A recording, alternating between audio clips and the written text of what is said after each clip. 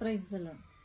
ಪ್ರಿಯರೇ, ದೇವ್ರು ಹೇಳ್ತಾರೆ, ಸರ್ವೇಶ್ವರನಾದ ದೇವ್ರು ಹೇಳ್ತಾರೆ, ಏನಂತ ಹೇಳ್ತಾರೆ ಅಂದ್ರೆ, ನಾನು ಯಾರನ್ನ ಆರಿಸಿಕೊಂಡಿದ್ದೇನೋ, ನಾನು ಯಾರನ್ನ ತನ್ನವರು, ತನ್ನ ಜನಾಂಗ, ನನ್ನವರು ಎಂಬುದಾಗಿ ನಾನು ಯಾರನ್ನ ಆರಿಸಿಕೊಂಡಿದ್ದೇನೋ ಅವರನ್ನ ಮಾತ್ರ ನನ್ನ ಹತ್ತಿರ ಬರಮಾಡಿಕೊಳ್ಳುವೆ ಅಂತ ಹೇಳ್ತಾರೆ.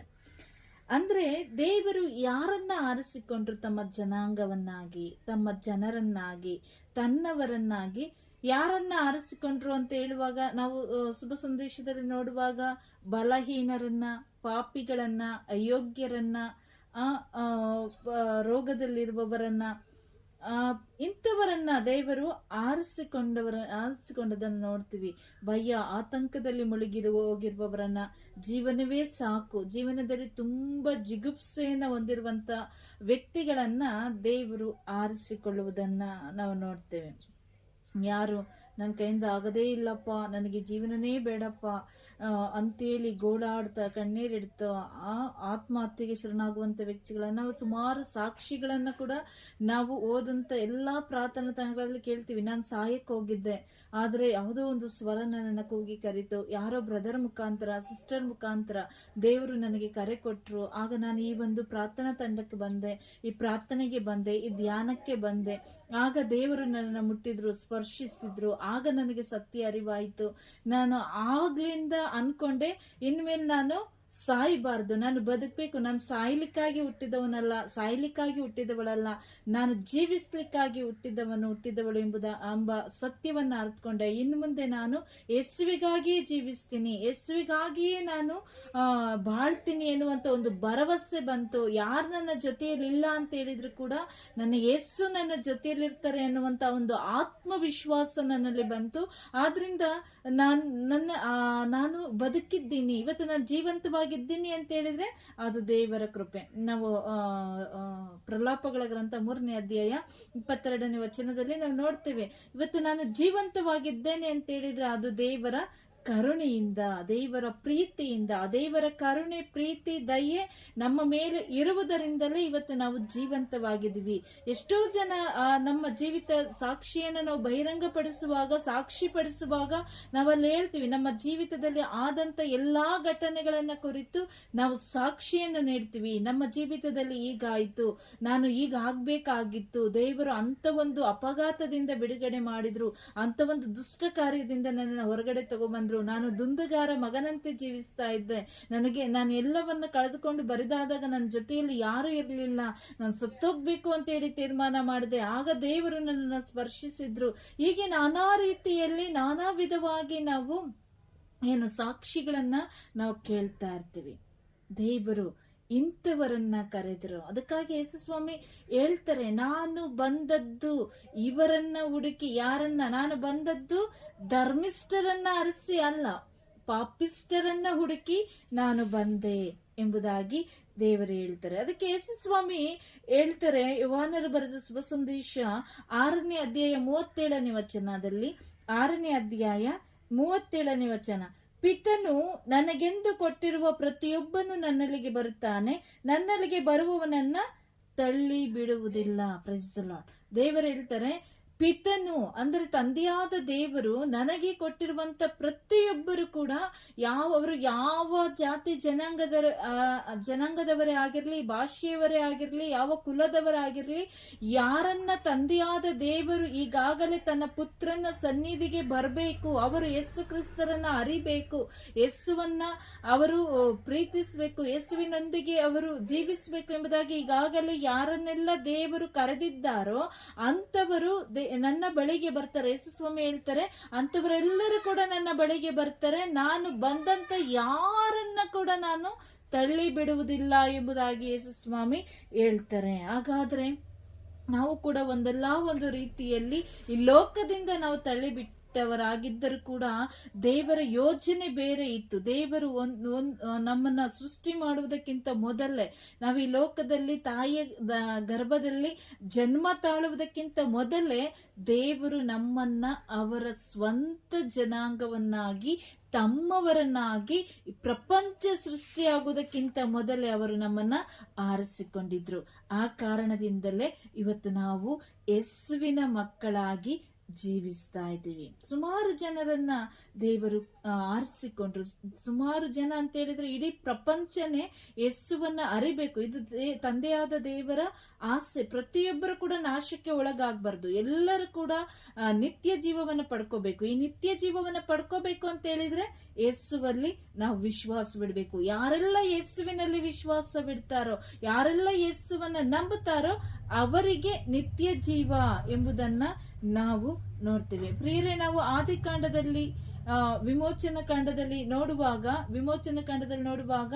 ಈ ಇಸ್ರಾಯೇಲ್ ಮಕ್ಕಳು ಎಲ್ಲರೂ ಕೂಡ ಗುಲಾಮತನದಲ್ಲಿದ್ರು. 430 ವರ್ಷಗಳ ಕಾಲ ಅವರು ಈಜಿಪ್ಟ್ ದೇಶದಲ್ಲಿ ಗುಲಾಮತನದಲ್ಲಿದ್ರು. ಅವರು ಅನುಭವಿಸಿದಂತ ಯಾತನೆ, ವೇದನೆ, ಅವರು ಪ್ರತಿದಿನ ದೇವರ ಮುಂದೆ ಇಡ್ತಿದ್ದಂತ ಕಣ್ಣೀರು, ಗೋಳಾಡ್ತಾ ಇದ್ದಿತ್ತು, ಎಲ್ಲವನ್ನ ಕೂಡ ತಂದೆಯಾದ ದೇವರು ಪ್ರತಿದಿನ ನೋಡ್ತಾ ಇದ್ರು. ಯಾಕೆ ಅಂತ ಹೇಳಿದ್ರೆ ಅವರಿಗೆ ನಮ್ಮ ಮೇಲೆ ಒಲವು ಇತ್ತು, ಪ್ರೀತಿ ಇತ್ತು. ಆದ್ರೆ ನಾವು ಅವರಿಗೆ ವಿರುದ್ಧವಾಗಿ ನಡೆದುಕೊಂಡ ಕಾರಣ, ಅವರಿಗೆ ಅವಿಧೇಯರಾದ ಕಾರಣ, ಅವರ ಮಾತಿಗೆ ಕಿವಿಗೊಡದ ಕಾರಣ ಅವರು ನಮ್ಮನ್ನ ಸ್ವಲ್ಪ ದೂರ ಮಾಡಿದ್ರೆ ಹೊರತು ಅವರು ನಮ್ಮನ್ನ ಕೈ ಬಿಟ್ಟಿರ್ಲಿಲ್ಲ.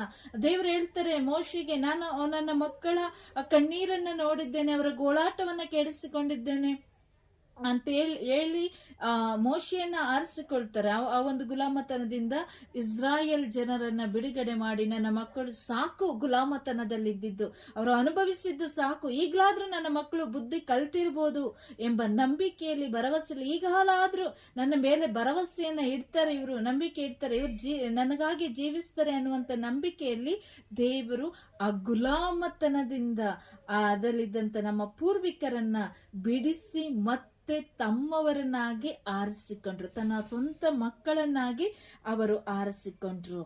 ಅವರ ಆ ಒಂದು ಕಾರಣದ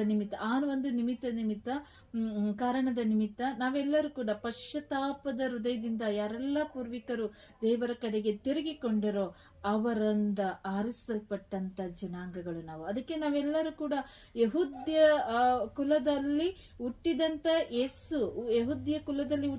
ಯೇಸುವಿನ ಜನಾಂಗಕ್ಕೆ ಸೇರಿದವರು ನಾವು.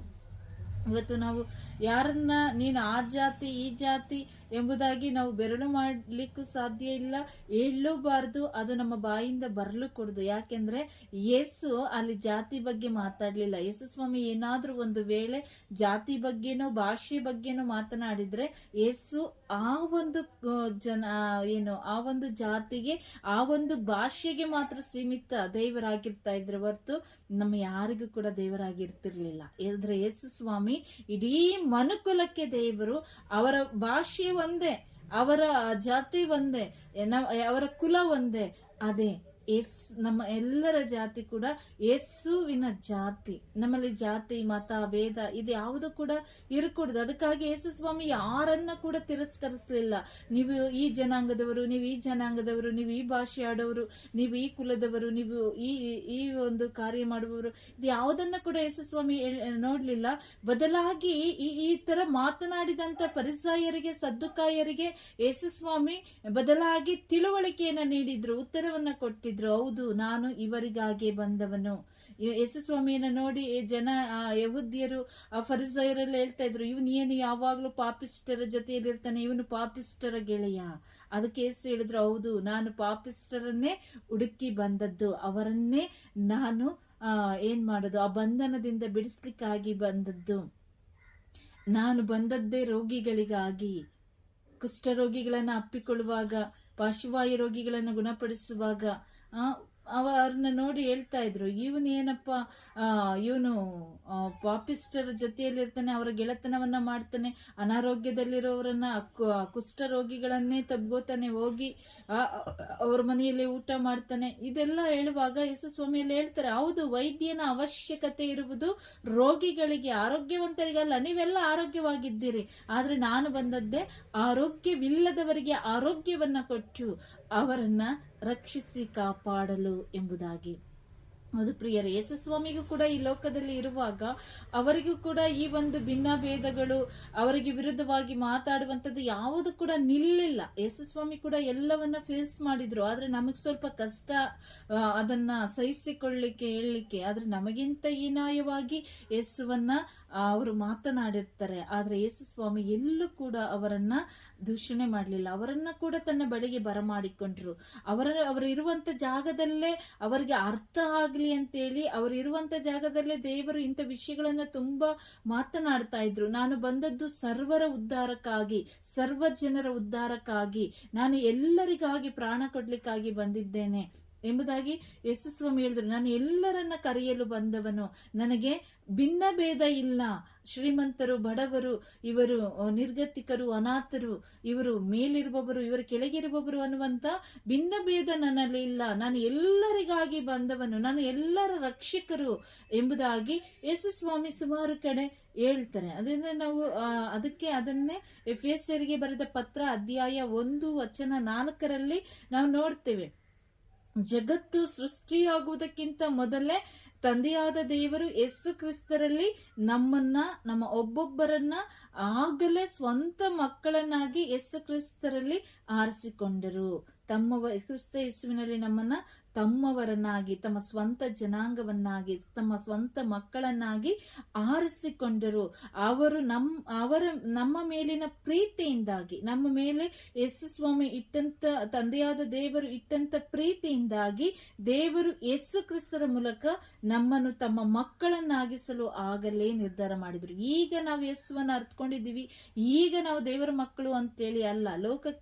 ಲೋಕದಲ್ಲಿ ಜೀವಿಸುವಾಗ ನಾವು ಯಾವಾಗ ಯೇಸುವನ್ನ ಅರ್ಥಕೋತೇವೋ ಆಗ ನಮ್ಮ ಆಲೋಚನೆಗೆ ತಕ್ಕ ಹಾಗೆ ಯೇಸುವಿಗೆ ಮಕ್ಕಳಾಗ್ತೀವಿ. ಆದ್ರೆ ಯೇಸುವಿಗೆ ನಾವು ಮಕ್ಕಳೇ ಯಾವಾಗ ಗೊತ್ತಾ? ಈ ಪ್ರಪಂಚ, ಈ ಲೋಕ ಸೃಷ್ಟಿಯಾಗುವುದಕ್ಕಿಂತ ಮೊದಲೇ ತಂದೆಯಾದ ದೇವರು ನಮ್ಮ ಮೇಲೆ ಇಟ್ಟಂತ ಪ್ರೀತಿಯ ನಿಮಿತ್ತ ಯೇಸು ಕ್ರಿಸ್ತರಲ್ಲಿ ನಮ್ಮನ್ನ ಸ್ವಂತ ಮಕ್ಕಳನ್ನಾಗಿ ಆಗಲೇ ಆರಿಸಿಕೊಂಡ್ರು ಅಂತೇಳಿ ಎಫೆಸರಿಗೆ ಬರೆದ ಪತ್ರ ಅಧ್ಯಾಯ 1:5 ನಾವು ನೋಡ್ತೇವೆ. ಆದ್ದರಿಂದ ದೇವರು ನಮ್ಮನ್ನೇ ಆರಿಸಿಕೊಂಡಿದ್ದು. ಬಲಹೀನರನ್ನ, ನಿರ್ಗತಿಕರನ್ನ, ಅನಾಥರನ್ನ, ವಿಧವೆಯರನ್ನ, ಏನು ಊಟಕ್ಕೆ ಗತಿ ಇಲ್ಲದ ಹಸಿವೆಯಿಂದ ನರಳುತ್ತಿರುವವರನ್ನ, ನನ್ನವರು ಯಾರೂ ಇಲ್ಲ ಎಂಬುದಾಗಿ ಹತಾಶರಾಗಿ, ನಿರಾಶೆಗೆ ಒಳಗಾಗಿ, ದುಃಖಿತರಾಗಿ ಜೀವಿಸುತ್ತಿದ್ದವರನ್ನ, ತಮ್ಮವರನ್ನ ಕಳೆದುಕೊಂಡು ರೋಧಿಸ್ತಾ ಇದ್ದವರನ್ನ, ಇಂಥವರನ್ನ ನೋಡಿ ಯೇಸು ಸ್ವಾಮಿ ಮನ ಮರುಗಿದ್ರು, ಹೋಗಿದ್ರು, ಅವರನ್ನ ಅಪ್ಪಿಕೊಂಡ್ರು, ಅವರಿಗೆ ಮುತ್ತನ್ನಿಟ್ರು, ಅವರಿಗೆ ಸಾಂತ್ವನವನ್ನ ನೀಡಿದ್ರು. ನಾನಿದ್ದೀನಿ, ಭಯ ಪಡಬೇಡ್ರಿ, ನೀವು ಅನಾಥರಲ್ಲ, ನಾನು ನಿಮ್ಮ ಜೊತೆಯಲ್ಲಿ ಸದಾ ಕಾಲ ಇರ್ತೀನಿ ಎಂಬ ಭರವಸೆಯನ್ನ ಕೊಟ್ರು. ಅದೇ ದೇವರ ಪ್ರೀತಿ. ಪ್ರಿಯರೇ ನೋಡಿ, ನಾವು ಲೋಕ ಸೃಷ್ಟಿಯಾಗೋದಕ್ಕಿಂತ ಮೊದಲೇ ಯೇಸುವಿನ ಮಕ್ಕಳು. ಈಗಲ್ಲ ಯೇಸುವಿನ ಮಕ್ಕಳು. ಈ ಲೋಕದಲ್ಲಿ ನಾವು ಜೀವಿಸುವಷ್ಟು 30-40 ಅಥವಾ ಅಮ್ಮಮ್ಮ ಅಂದ್ರೆ ಈಗಿನ ಆಯಸ್ಸು ಇಷ್ಟು 50 ಒಳಗಡೆ. ಈಗ ಎಲ್ಲ ಆಗಿನ ಆಯಸ್ಸು 70, ಹೆಚ್ಚಂದ್ರೆ 80. ಆ 80 ವರ್ಷ ಬದುಕುವಷ್ಟು ದಿನ ಮಾತ್ರ ಅಲ್ಲ ಯೇಸು ಸ್ವಾಮಿ ನಮ್ಮನ್ನ ಸ್ವಂತ ಮಕ್ಕಳನ್ನಾಗಿ ಆರಿಸಿಕೊಂಡಿದ್ದು. ತಲತಲಾಂತರದವರೆಗೂ ಅಳಿವೇ ಇಲ್ಲದಂತ ಅವರ ರಾಜ್ಯದಲ್ಲಿ ನಾವು ಅವರ ಮಕ್ಕಳಾಗಿ ಇರಬೇಕು ಎಂಬುದಾಗಿ ಯೇಸು ಸ್ವಾಮಿ ನಮ್ಮನ್ನ ಆರಿಸಿಕೊಂಡದ್ದು. ಪ್ರಿಯರೇ, ಅದಕ್ಕಾಗಿ ಯೆರೆಮೀಯ ಪ್ರವಾದಿ ಹೇಳ್ತಾನೆ ತನ್ನ ಅಧ್ಯಾಯ 1:4, ಸರ್ವೇಶ್ವರ ಸ್ವಾಮಿ ಈ ವಾಣಿಯನ್ನು ನನಗೆ ದಯಪಾಲಿಸಿದರು. ನಿನ್ನನ್ನ ತಾಯಿಯ ಗರ್ಭದಲ್ಲಿ ರೂಪಿಸುವುದಕ್ಕೆ ಮುಂಚೆಯೇ ನಿನ್ನನ್ನು ನಾನು ತಿಳಿದಿದ್ದೆ. ನೀನು ಉದರದಲ್ಲಿ ಹೊರಬರುವುದಕ್ಕೆ ಮೊದಲೇ ನಿನ್ನನ್ನು ಪವಿತ್ರೀಕರಿಸಿದೆ. ನಿನ್ನನ್ನು ರಾಷ್ಟ್ರಗಳಿಗೆ ಪ್ರವಾದಿಯನ್ನಾಗಿ ನೇಮಿಸಿದ್ದೇನೆ. ತಂದೆಯಾದ ದೇವರು ಹೇಳ್ತಾರೆ, ಯೆರೆಮೀಯ ಪ್ರವಾದಿಗೆ ಒಂದು ವಾಣಿಯ ಮುಖಾಂತರ, ವಾಕ್ಯದ ಮುಖಾಂತರ ಮಾತನಾಡಿ ಹೇಳ್ತಾರೆ, ನೋಡಪ್ಪ, ನಿನ್ನನ್ನು ಈಗಲ್ಲ ನಾನು ಆರಿಸಿಕೊಂಡಿದ್ದು, ತಾಯಿಯ ಗರ್ಭದಲ್ಲಿ. ಆ ತಾಯಿಯ ಗರ್ಭದಲ್ಲಿ ಇರುವಾಗಲೇ, ತಾಯಿಯ ಗರ್ಭದಲ್ಲಿ ಮುಂಚೆಯೇ ಅಂದ್ರೆ ಲೋಕ ಸೃಷ್ಟಿಯಾಗುವುದಕ್ಕಿಂತ ಮೊದಲೇ, ನೀನು ತಾಯಿಯ ಗರ್ಭದಲ್ಲಿ ರೂಪುಗೊಳ್ಳುವುದಕ್ಕಿಂತ ಮೊದಲೇ, ನೀನು ಭ್ರೂಣವಾಗುವುದಕ್ಕಿಂತ ಮೊದಲೇ ನಾನು ನಿನ್ನನ್ನ ಆರಿಸಿಕೊಂಡಿದ್ದೆ. ನಾನು ನಿನ್ನನ್ನು ನೋಡಿದ್ದೆ, ನಾನು ನಿನ್ನನ್ನು ಪವಿತ್ರೀಕರಿಸಿದ್ದೆ, ಆಶೀರ್ವದಿಸಿದೆ ಒಬ್ಬ ಪ್ರವಾದಿಯನ್ನಾಗಿ. ಈಗಲಲ್ಲ, ಆದಿಯಲ್ಲಿ ಇಹಪರ ಏನು ಸಮಸ್ತ ಸೃಷ್ಟಿಯನ್ನು ಸೃಷ್ಟಿ ಮಾಡುವುದಕ್ಕಿಂತ ಮೊದಲೇ ದೇವರು ನಮ್ಮನ್ನ ತಮ್ಮ ಸ್ವಂತ ಮಕ್ಕಳನ್ನಾಗಿ ನಮ್ಮನ್ನ ಆರಿಸಿಕೊಂಡಿರು. ಅವರು ಅವತ್ತು ನಮ್ಮ ಮೇಲೆ ಇಟ್ಟಂತ ಪ್ರೀತಿಯ ನಿಮಿತ್ತ, ಅವತ್ತು ಅವರು ನಮ್ಮನ್ನು ಆರಿಸಿಕೊಂಡ ಕಾರಣ ಇವತ್ತು ನಾವು ಈ ಲೋಕದಲ್ಲಿ ಇಷ್ಟು ವರ್ಷ ಅರಿವಿಲ್ಲದಂತೆ, ಯೇಸುವಿನ ಅರಿವಿಲ್ಲದಂತೆ ನಾವು ಜೀವಿಸಿದ್ರು ಕೂಡ ದೇವರು ಒಂದು ದಿನವನ್ನ, ಒಂದು ಸಮಯವನ್ನ ನಿಗದಿಪಡಿಸಿದ್ರು, ನಾವು ಅವರನ್ನು ಅರಿತುಕೊಳ್ಳುವಂತ ಸಮಯವನ್ನ. ಆ ಸಮಯವನ್ನ ತಕ್ಕ ಹಾಗೆ ದೇವರು ನಮಗೆ ಅವರ ವಾಕ್ಯದ ಮುಖಾಂತರ, ಒಬ್ಬ ಪ್ರವಾದಿಯ ಮುಖಾಂತರ, ಪ್ರವಾದಿನಿಯ ಮುಖಾಂತರ ದೇವರು ಒಂದು ಪ್ರಾರ್ಥನಾ ಕೂಟದಲ್ಲಿ ನಮಗೆ ಅರಿವನ್ನ ಮೂಡಿಸಿದ್ರು. ಒಬ್ಬ ಸಹೋದರ ಸಹೋದರಿಯರ ಮುಖಾಂತರ ನಮಗೆ ಜ್ಞಾನೋದಯವಾಗುವಂತೆ ಪವಿತ್ರಾತ್ಮರು ತನ್ನ ವಾಕ್ಯದ ಮುಖಾಂತರ ನಮ್ಮ ಹೃದಯವನ್ನ ಸ್ಪರ್ಶಿಸಿದ್ರು. ನಮಗೆ ಸತ್ಯವನ್ನ ಅರಿವು ಮೂಡಿಸ್ಲಿಕ್ಕೆ ನಾವು ಎಷ್ಟೋ ದಿನಗಳು ಕಾಯ್ಬೇಕಾಗಿತ್ತು. ದೇವರನ್ನ, ಯೇಸುವನ್ನ ಅರ್ಥಕೊಳ್ಳಿಕ್ಕೆ, ಈ ಸತ್ಯವನ್ನ ಅರ್ಥಕೊಳ್ಳಿಕ್ಕೆ ನಾವು ಎಷ್ಟೋ ವರ್ಷಗಳು ಕಾಯ್ಬೇಕಾಗಿತ್ತು. ಆ ಸಮಯದಲ್ಲಿ ಸಮಯದಲ್ಲಿ ದೇವರು, ಇನ್ನೇನು ನಾವು ಬಿದ್ದು ಹೋದ್ವಿ, ಸೋತು ಹೋದ್ವಿ, ನಮ್ಮ ಜೀವನ ಮುಗ್ದೋಯ್ತು, ನಾನಿನ್ ಬದುಕಿರ್ಬಾರ್ದು ಎಂಬ ಹತಾಶೆಯಲ್ಲಿ, ನಿರಾಶೆಗೆ ಯಾವಾಗ ಒಳಗಾಗಿ ದೇವರು ನಮ್ಮನ್ನ ಕೈ ಬಿಟ್ಬಿಟ್ರು, ದೇವರಿಗೆ ಕಣ್ಣಿಲ್ಲ, ಬಾಯಿಲ್ಲ, ಮೂಗಿಲ್ಲ ಅಂತ ಹೇಳಿ ಕುಂದಿ ಹೋಗಿ ಇನ್ನೇನು ಬಿದ್ದು ಹೋದ್ವಿ, ಯಾರಿಂದಲೂ ಕೂಡ ಎತ್ತಲಿಕ್ಕೆ ಸಾಧ್ಯ ಇಲ್ಲ ಅನ್ನುವಂಥ ಸಮಯದಲ್ಲಿ ದೇವರು ತಮ್ಮ ವಾಕ್ಯದ ಮುಖಾಂತರ, ತನ್ನ ವಾಣಿಯ ಮುಖಾಂತರ, ಒಬ್ಬ ಸಹೋದರನ ಮುಖಾಂತರ, ಸಹೋದರಿಯ ಮುಖಾಂತರ ನಮಗೆ ಕರೆಯನ್ನ ಕೊಡುವಂತ ದೇವರು. ಪ್ರಿಯರೇ, ವಾಕ್ಯವನ್ನ ಕೇಳುವಾಗ ನಮಗೆ ಅರಿವು. ಅದಕ್ಕಾಗಿ ಯೇಸುಸ್ವಾಮಿ ನಮ್ಮನ್ನ ಆರಿಸಿಕೊಂಡ ಕಾರಣ ದೇವರ ಬಳಿಗೆ ನಾವು ಬರ್ಲಿಕ್ಕಾಯ್ತು. ಅದಕ್ಕೆ ದೇವರ ವಾಕ್ಯಕ್ಕೆ ನಾವು ಮಾನ್ಯತೆ ಕೊಡಬೇಕು, ಕಿವಿಗೊಟ್ಟು ದೇವರ ವಾಕ್ಯವನ್ನ ಆಲಿಸಬೇಕು. ಆ ವಾಕ್ಯವನ್ನ ಗ್ರಹಿಸುವಾಗ ನಮಗೆ ಸತ್ಯಾಸತ್ಯತೆಗಳ ಅರಿವಾಗ್ತದೆ. ನಾನು ಏನಾಗಿದ್ದೆ, ಈಗ ಏನಾಗಿದ್ದೀನಿ, ಹಿಂದೆ ಏನಾಗಿದ್ದೆ, ನಾನು ಯಾವಾಗ ದೇವರಿಂದ ಆರಿಸಲ್ಪಟ್ಟೆ, ಯಾವಾಗ ದೇವರ ಮಗುವಾಗಿ, ಮಗನಾಗಿ, ಮಗಳಾಗಿ ನಾನು ಆರಿಸಲ್ಪಟ್ಟೆ, ಈ ಎಲ್ಲಾ ಸತ್ಯಗಳನ್ನ ನಾವು ಮನಗಾಣ್ಬೇಕು ಅಂತ ಹೇಳಿದ್ರೆ ನಾವು ವಾಕ್ಯವನ್ನ ತೆರೆದು ಓದ್ಬೇಕು, ಗ್ರಹಿಸಿಕೊಳ್ಬೇಕು, ಪ್ರಾರ್ಥನಾ ಸ್ಥಳಗಳಿಗೆ ಹೋಗ್ಬೇಕು, ಶುಭ ಸಂದೇಶದ ನುಡಿಗಳನ್ನ ಕೇಳ್ಬೇಕು. ಅವರು ಯಾರೇ ಶುಭ ಸಂದೇಶವನ್ನ ಹೇಳಲಿ, ಸರಿಯಾದ ರೀತಿಯಲ್ಲಿ ಶುಭ ಸಂದೇಶವನ್ನ ಸಾರುವಾಗ ನಮಗೆ ಬೇಕಾದಂತ ವಾಕ್ಯಗಳು ಅಲ್ಲಿ ಬಿತ್ತನೆ ಆಗುವಾಗ, ನಾವು ಮಾಡಿದಂತ ತಪ್ಪಿನ ಅರಿವು, ನಮಗೆ ಪಶ್ಚಾತ್ತಾಪದ ಹೃದಯ, ನಮಗೆ ಪಶ್ಚಾತ್ತಾಪ ಎಲ್ಲಿ ಉಂಟಾಗುತ್ತೋ, ಅದು ಯಾರೇ ಆಗಿರ್ಲಿ, ನಿಮ್ಮ ಶತ್ರುಗಳು ಬೋಧನೆ ಮಾಡಿದ್ರು ಕೂಡ ಅಲ್ಲಿ ಕುಳಿತು ದೇವರ ವಾಕ್ಯವನ್ನ ಕೇಳ್ರಿ. ನಾವು ದೇವರ ಮಕ್ಕಳಾದ್ಮೇಲೆ ನಮಗೆ ಯಾರು ಶತ್ರುಗಳು ಇರಲ್ಲ. ದೇವರ ಮಕ್ಕಳು ಅನ್ನಿಸ್ಕೊಳ್ಳೋದಕ್ಕಿಂತ ಮುಂಚೆ ನಮಗೆ ಎಲ್ಲರೂ ಕೂಡ ಶತ್ರುಗಳಾಗಿ ಕಾಣ್ತಾ ಇದ್ರು. ಈಗ ದೇವ ಮಕ್ಕಳ ಶತ್ರುಗಳು ಅದು ಬೇರೆ. ಆದ್ರೆ ನನಗೆ ಬೇಕಾದಂತ ಆ ಇಕ್ಕಟ್ಟಿನ ಪರಿಸ್ಥಿತಿಯಲ್ಲಿ ನನಗೆ ಬೇಕಾದಂತ ಬಿಡುಗಡೆಯನ್ನ ದೇವರು ನಮ್ಮ ಶತ್ರುವಿನ ಮುಖಾಂತರನೇ ಬೋಧನೆ ಮಾಡಬಹುದು. ಅದರಿಂದ ಅವ್ರು ಬೋಧನೆ ಮಾಡ್ತಾ ಇದ್ದಾರೆ, ಇವ್ರು ಬೋಧನೆ ಮಾಡ್ತಾ ಇದ್ದಾರೆ, ಅವ್ರ ವಾಕ್ಯ ಅವ್ರು ಹೇಳುವಂತ ಬಾಯಿಂದ ಯಾಕೆ ವಾಕ್ಯ ಕೇಳಬೇಕು? ವಾಕ್ಯವನ್ನ ತಿರಸ್ಕಾರ ಮಾಡ್ಬೇಡ್ರಿ. ವ್ಯಕ್ತಿಯನ್ನ ತಿರಸ್ಕಾರ ಮಾಡಿದ್ರು, ಅವರ ಬಾಯಿಂದ ಬರುವಂತ ವಾಕ್ಯಗಳನ್ನ ತಿರಸ್ಕಾರ ಮಾಡ್ಬೇಡ್ರಿ. ಯೇಸುವಿನ ಬಗ್ಗೆ ಅವರು ವಾಕ್ಯವನ್ನ ಹೇಳ್ತಾ ಇದ್ರೆ ಯೇಸುಸ್ವಾಮಿ ಅವರ ಮುಖಾಂತರವೇ ನಿಮ್ಮನ್ನ ಅವರ ಬಳಿಗೆ ಕರೆದಿರಬಹುದು. ಆದ್ದರಿಂದ ದೇವರ ವಾಕ್ಯಕ್ಕೆ ಮಾನ್ಯತೆ ಕೊಡ್ರಿ. ಮನುಷ್ಯನಿಗೆ ಮಾನ್ಯತೆ ಕೊಡದೇ ಇದ್ರು ಕೂಡ ದೇವರ ವಾಕ್ಯಕ್ಕೆ ಮಾನ್ಯತೆ ಕೊಟ್ಟು ದೇವರ ವಾಕ್ಯದಲ್ಲಿ ನಾವು ತುಂಬುವಾಗ, ಆ ವಾಕ್ಯದ ಅಭಿಷೇಕ ನಮ್ಮಲ್ಲಿ ನೆಲೆಗೊಳ್ಳುವಾಗ, ಯೇಸುಸ್ವಾಮಿ ಅವರ ಮುಖಾಂತರ ನಮಗೆ ಕರೆ ಕೊಟ್ಟಾಗ ನಾವು ಅವರ ಬಳಿಗೆ ಬಂದಾಗ ನಾವು ಸತ್ಯತೆಗಳನ್ನ ಅರ್ಥಕೊಳ್ತೇವೆ. ಆಮೇಲೆ ಆಟೋಮೆಟಿಕ್ ಆಗಿ ಯಾವಾಗ ದೇವರನ್ನ ಅರಿತುಕೊಳ್ತೇವೋ, ದೇವರ ವಾಕ್ಯದ ಅರಿವು ನಮಗಾಗುತ್ತೋ, ಆಗ ಅಲ್ಲಿ ದ್ವೇಷಗಳೆಲ್ಲ ಹೋಗುತ್ತೆ, ಅಸಮಾಧಾನ ಹೋಗುತ್ತೆ, ನಿರಾಶೆ ಹೋಗುತ್ತೆ. ನಾವು ಎಷ್ಟೋ ವರ್ಷಗಳಿಂದ ಅವ್ರನ್ನ ಆಗದೆ ಇರುವಂತ ವ್ಯಕ್ತಿಗಳನ್ನ ಕೂಡ ದೇವರು ಮಿತ್ರರನ್ನಾಗಿ ಮಾರ್ಪಡಿಸುವಂತ ದೇವರಾಗಿದ್ದಾರೆ. ಆದ್ದರಿಂದ ದೇವರ ಪ್ರೀತಿಯಲ್ಲಿ ನಾವು ನೆಲೆಕೊಳ್ಬೇಕು. ಅದಕ್ಕೆ ಯೇಸುಸ್ವಾಮಿ ಹೇಳ್ತಾರೆ ಯೋಹಾನ 15:16 ನೀವು ನನ್ನನ್ನು ಆರಿಸಿಕೊಳ್ಳಿಲ್ಲ, ನಾನು ನಿಮ್ಮನ್ನ ಆರಿಸಿಕೊಂಡಿದ್ದೇನೆ ಎಂಬುದಾಗಿ. ನೀವು ಲೋಕಕ್ಕೆ ಹೋಗ್ಬೇಕು, ಸುವಾರ್ತೆಯನ್ನ ಸಾರಬೇಕು, ನೀವು ಲೋಕದಲ್ಲಿ ಸಫಲರಾಗಬೇಕು, ನೀವು ಗೆಲ್ಬೇಕು, ಲೋಕವನ್ನ ಜಯಿಸಬೇಕು. ನೀವು ನಿಮ್ಮ ಆನಂದ, ನಿಮ್ಮ ಸಮಾಧಾನ, ಎಲ್ಲವನ್ನ ಕೂಡ ನೀವು ಬಿತ್ತನೆ ಮಾಡಬೇಕು. ಆ ಫಲ ಶಾಶ್ವತವಾಗಿರ್ಬೇಕು. ಯೇಸುಸ್ವಾಮಿ ನಮಗೆ ನೀಡಿದಂತ ಸಕಲ ಫಲಗಳನ್ನ ನಾವು ಬಿತ್ತನೆ ಮಾಡುವಾಗ ಆ ಬಿತ್ತನೆಯ ಫಲ ಇನ್ನೊಬ್ಬರಲ್ಲಿ ಏನು ಆತ್ಮವಿಶ್ವಾಸವನ್ನು ಮೂಡಿಸಿ ಅವರು ಕೂಡ ಫಲ ಕೊಡುವಂತ ವ್ಯಕ್ತಿಗಳಾಗಿ ಮಾರ್ಪಡ್ಬೇಕು. ಅದಕ್ಕಾಗಿ ಯೇಸು ನಮ್ಮನ್ನ ಕರೆದಿರುವಂತದ್ದು. ಈ ಲೋಕದಲ್ಲಿ ಜಗಳ ಆಡ್ಕೊಂಡು ನಿರಾಶೆಗೊಳಗಾಗಿ ದುಃಖಿತರಾಗಿ ಜೀವ ಕಳ್ಕೊಳ್ಳಕ್ಕೆ, ಆತ್ಮಹತ್ಯೆ ಮಾಡ್ಕೊಳ್ಳಕ್ಕೆ ಅಲ್ಲ ದೇವರು ನಮ್ಮನ್ನ ಕರೆದಿರುವಂತದ್ದು. ದೇವರು ನಮ್ಮನ್ನ ಕರೆದಿರುವಂತದ್ದು ಅವರಿಗಾಗಿ ಜೀವಿಸಿ, ಈ ಲೋಕದಲ್ಲಿ ನಾವು ಏನನ್ನ ಕಳೆದುಕೊಂಡಿದ್ದೇವೋ, ಶಾಂತಿ, ಸಮಾಧಾನ, ನೆಮ್ಮದಿ, ಆರೋಗ್ಯ ಎಲ್ಲವನ್ನ ಪಡೆದುಕೊಂಡು ನಾವು ಈ ಲೋಕದಿಂದ ಹೋಗ್ಬೇಕಾದ್ರೂ ಕೂಡ ಯೇಸುವಿನ ಮಕ್ಕಳಾಗಿ ಆರೋಗ್ಯವಂತರಾಗಿ, ನೀತಿವಂತರಾಗಿ, ಪರಿಶುದ್ಧರಾಗಿ ನಾವು ಈ ಲೋಕದಿಂದ ಹಿಂತಿರುಗಿ ನಮ್ಮ ದೇವರ ಬಳಿಗೆ ಹೋಗ್ಬೇಕು. ಅದೇ ಯೇಸು ಸ್ವಾಮಿ ನಮ್ಮಿಂದ ಬಯಸುವಂಥದ್ದು. ಅದಕ್ಕೆ ಯೇಸು ಹೇಳ್ತಾರೆ, ನನ್ನಲ್ಲಿರುವಂತ ಆನಂದ ನಿಮ್ಮಲ್ಲಿ ತುಂಬಿ ತುಳುಕಬೇಕು ಎಂಬುದಾಗಿಯೇ ನಾನು ಇದನ್ನೆಲ್ಲ ನಿಮಗೆ ಮೊದಲೇ ಹೇಳ್ತಾ ಇದ್ದೀನಿ, ಒತ್ತಿ ಹೇಳ್ತಾ ಇದ್ದೀನಿ ಅಂತೇಳಿ. ಆ ಕೃಪೆಯಲ್ಲಿ ನಾವು ಒಂದಾಗುತ್ತೆ. ಯೇಸುವಿಗಾಗಿ ನಾವು ಜೀವಿಸೋಣ. Price the lord.